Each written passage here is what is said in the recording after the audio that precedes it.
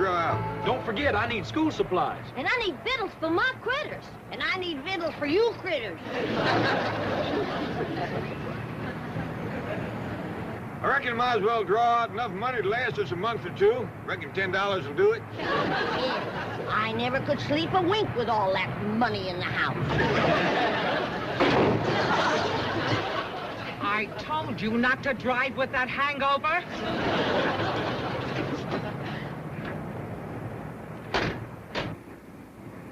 Anybody hurt? I don't think so. Well, no harm done, huh, kid? Well, not to your car, but you kind of bent our bumper. I reckon I can straighten it out, though.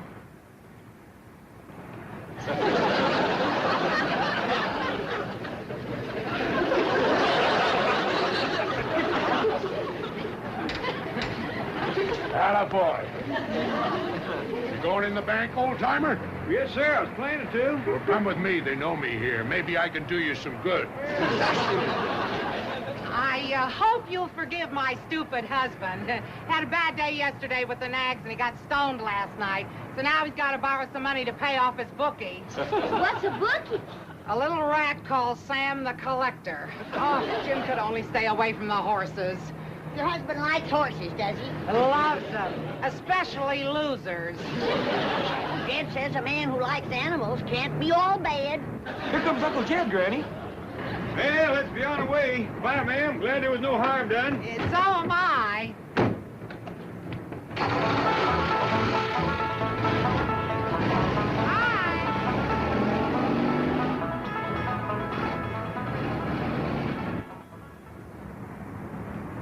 What happened to you? Fall down in there?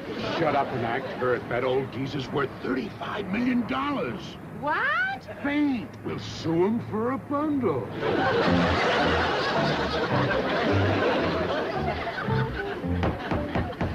Case of Johnson versus Clampetts.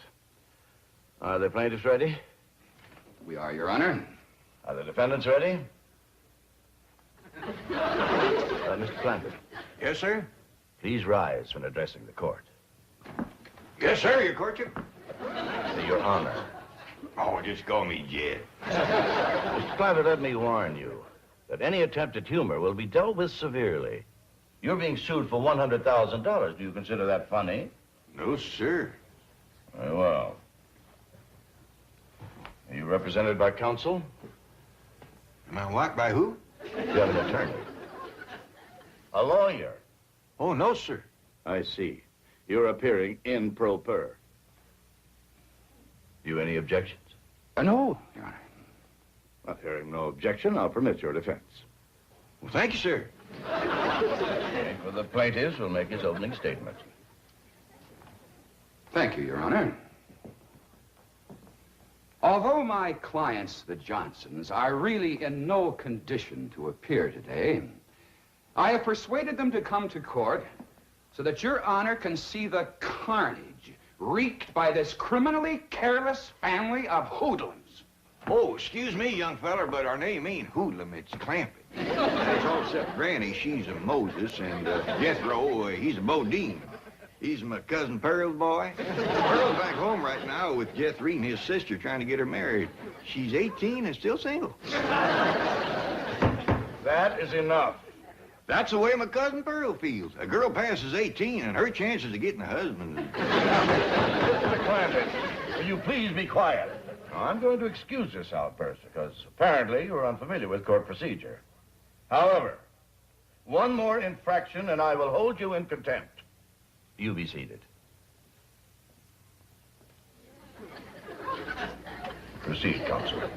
As I was saying, Your Honor, I have prevailed upon my clients to appear today, although at the cost of great personal suffering to themselves. Bailiff, if you please.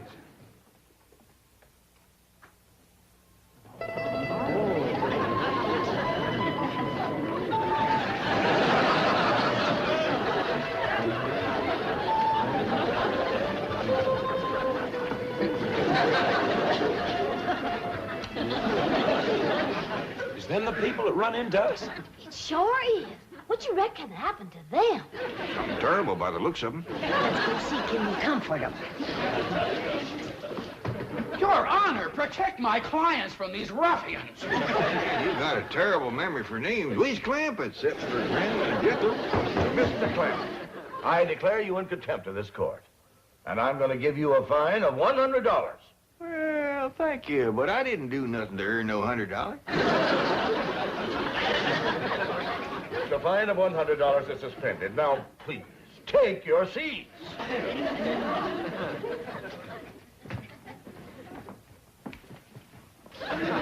The attorney for the plaintiffs will proceed.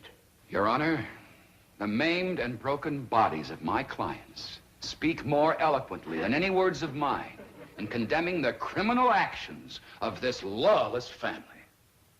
What'd he call us that time? Lawless? I know a family named Lawless. Awful nice folks. Raise pigs. We will prove, Your Honor, that on the day and date set forth in the complaint, said defendants did willfully and maliciously crash into the plaintiff's car, inflicting upon the bodies of the plaintiffs numerous and grievous injuries, for which we ask the court to award damages in the amount of $100,000 to said plaintiffs. He can't even remember the Johnsons. He keeps calling them the plaintiffs. There are two ways about it. When it comes to recollecting names, that young feller's pitiful. I want you to tell the court in your own words exactly what happened. Well, Mrs. Johnson and I had just driven up to the bank where I hoped to borrow some money for my favorite charity, the Horse Lovers of America. And although we've been married for 20 years, Mrs. Johnson and I are still very affectionate. Proceed with your testimony, Mr. Johnson. Well, being affectionate as we are, we sat in the car for a few moments to speak of our love. I love you, Jim Johnson. I love you, Mabel. What other man would borrow the money to help those poor old horses on their way to the glue factory? Well, I do what my heart tells me. Mabel! What is it, Angel? There's an old truck careening down the street out of control. Oh, Jim! He's heading straight for us! Well, have no fear. I'll protect you, darling. But that's the last I remember, Your Honor. Those monsters crashing into us in an alcoholic stupor. Oh, please. Court is recessed for 10 minutes. Who you reckon smacked into them people like that? I don't know, but they was driving something called a stupor. What do we drive, Jethro? I ain't sure, but I think it's called a Stutz. Glad we wasn't there. We could have helped them. Excuse me, mister. How do you get to the playground? Playground? Oh, yes, sir. He just called recess. Your Honor, please, sir, Mr. Judge. Yes, Mr. Clampett? Do you wish to question Mrs. Johnson? Oh, no, sir. That poor woman's been through trouble enough. I just want to say that me and my family here is right good at tracking and trailing and hunting. And we'd be right pleasured if you'd let us go out and hunt down them rascals that was so mean to the Johnsons. Mr. Clampett, do you expect the court to take those remarks seriously? Well, I reckon I did brag a little too strong on us, but if we can't catch him, we got a hound dog named of Old Duke. He can follow our trail a month old. That's back again. Why, you just give old Duke the scent, he can't get after it. Is it possible that you people don't realize that you are the accused? What do you mean? You are the folks who caused these injuries to the Johnsons. Us? Who says so? They do. That's a dad-blame lie! What horses even fight? Bailiff, restrain these people. What do you mean? We're straight No, you want to die! Hey, we're straight out of trouble.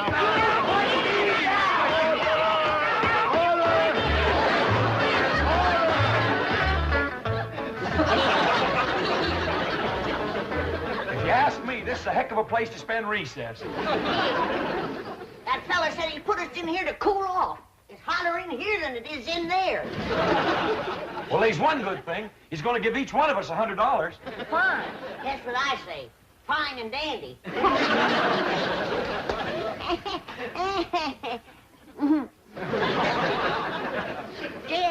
You look like you're counting hairs on a hog's back. What you studying on? I'm studying on this whole situation, Granny. Why would the Johnsons haul off and say we'd done something that we didn't? Well, maybe they's fibbing to get the money. Maybe they's text. I agree with Ellie. Way I got it figured, that accident they had knocked their memories loose. I coulda.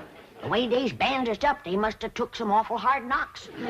Granny, supposing you make some poultices for the Johnsons, then that'll draw the hurt out of their heads and they'll be able to remember what smashed into them. I'll do it, kid. And I'll whop up a great big dose of retchweed tonic. There ain't nothing like retchweed to get you thinking straight. All right, folks. Judge adjourned court till after lunch. And then he wants you all back in that courtroom on your very best behavior. He said he'd suspend your $100 fines. There he goes, spending our money again.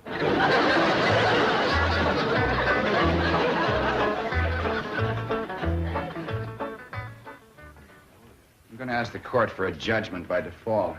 Those hillbillies aren't coming back. They've probably left town. Hope we didn't keep you folks waiting. We hurried the best we could. Didn't even stop to eat. For a piece over at our place. Clearly got a lot of fixing to do. And you're going to feel a heap different when I get done with you. How dare you threaten my clients? Quieten down, little man. Ain't nobody threatening nobody. They're back, Your Honor. All rise.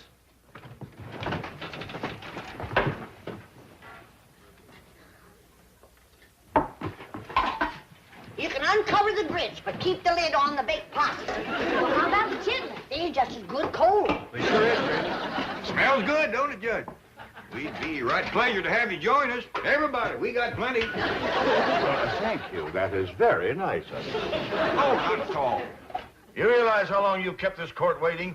Yeah, I'm sorry about that, Judge, but we done the best we could. Granny was working like a whirlwind, baking possum, cooking grits, making tonic, and fixing poultices. I am not interested in what Granny has been doing. I wouldn't rile her up if I was you, Judge. Not on an empty stomach.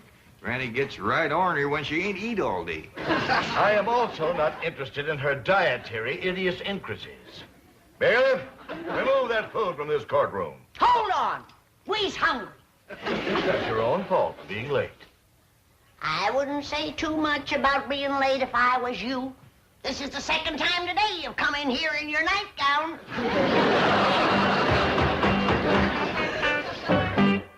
Granny, I understand that you make very good moonshine whiskey. I call it my rheumatism medicine. I see. But it is quite potent, quite strong. Well, you don't want to stand too close to a fire when you uncork it. Yes, well, now then, Granny, do you sometimes carry a jug of this rheumatism medicine around with you? Take it on trips, say? Only when I get my twinges. Well, were you having twinges the day you and your family crashed into the Johnsons? No, and we didn't. That's all, thank you. Mr. Clampett, how many guns do you have in your home? Well, Granny's shotgun, Jethro's lever action, my pistol, my squirrel rifle. You needn't go on, Mr. Clampett. That's quite an arsenal you have. Thank you. You're used to carrying a gun, aren't you?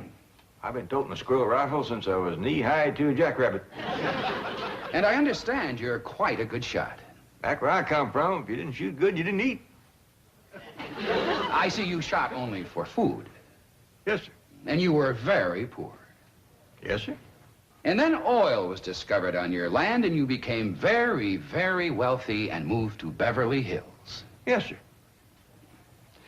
But isn't it a fact, Mr. Clampett, that in spite of all your millions, you are still frequently seen carrying a gun? Yes, sir. You see, Now, just answer the question, yes or no. Do you, to this day, frequently carry a gun? Yes, sir. Were you carrying a gun the day you and your family crashed into the Johnsons? No, sir, and we didn't. That's all. Thank you. Step down. No, sir. What do you mean, no, sir? I ain't all, and I ain't stepping down. Not until I've said a few things. Your Honor, I object. Now, Counselor, I have been very lenient with your conduct of this case, just as I've been very lenient with the conduct of the defendants. However, since Mr. Clampett here is the defendant and will bear the financial burden if judgment is against him, the court wishes to hear anything that is relevant and pertinent to this case. Yes, Your Honor.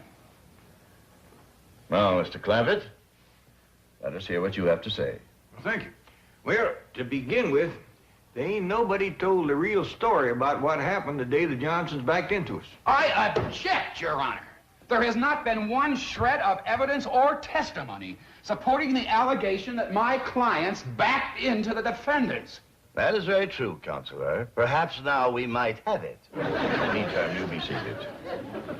Yes, Your Honor. Now, you may proceed, Mr. Clampett, realizing, of course, that you're still under oath to tell the truth.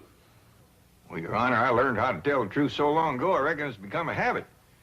And what with making a promise on the good book, I'm going to be extra careful. Proceed. Well, me and my family drove down to the bank.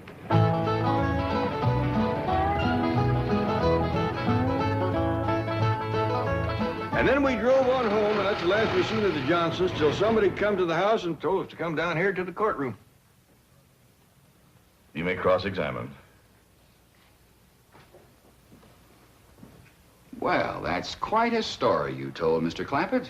Very simple and very sweet. Just the truth, like I promised. You're innocent of all these charges against you, aren't you? You've nothing to hide. That's right.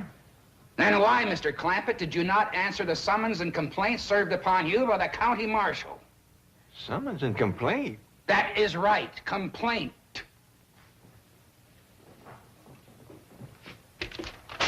This is a complaint, Mr. Clampett.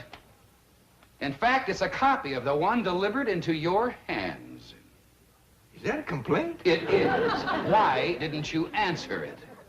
Would you mind reading that first line there? The people of the state of California send greetings to J.D. Clampett. That just didn't seem like no complaint to us. And as for answering it, well, Jethro says there's pert near 18 million people in California. We just couldn't hardly see how we could get around to greeting them all back. Any further questions? Not right now, Your Honor. Court will recess for 30 minutes, after which we'll hear final argument.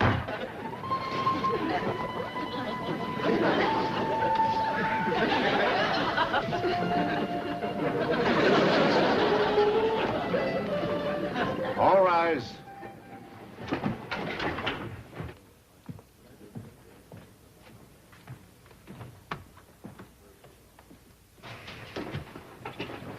Counsel for the plaintiffs ready for his final summation? Yes, Your Honor. Your Honor, sir, Mr. Judge, could I say something that might save us all a lot of time? You any objections? No, Your Honor. Proceed, Mr. Clampett. Well, sir, if it's all right with you, I'd like to go ahead and give that $100,000 to the Johnsons.